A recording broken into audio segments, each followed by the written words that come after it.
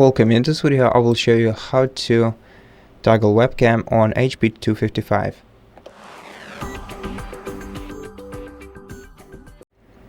First you have to open the start menu and go to settings. In settings you're gonna have to go to Bluetooth and devices.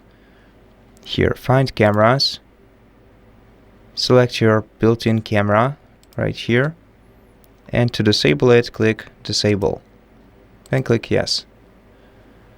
Then you can re-enable it in the same menu by clicking enable next to it.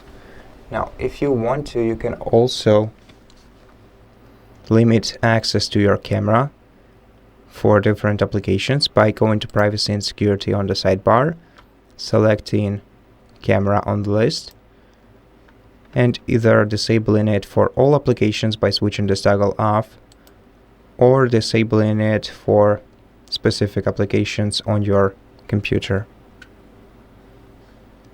And that's it. Thank you for watching this video. If it helped you, please consider subscribing to our channel, leave us a like in the comment below, and I'll see you in the next one.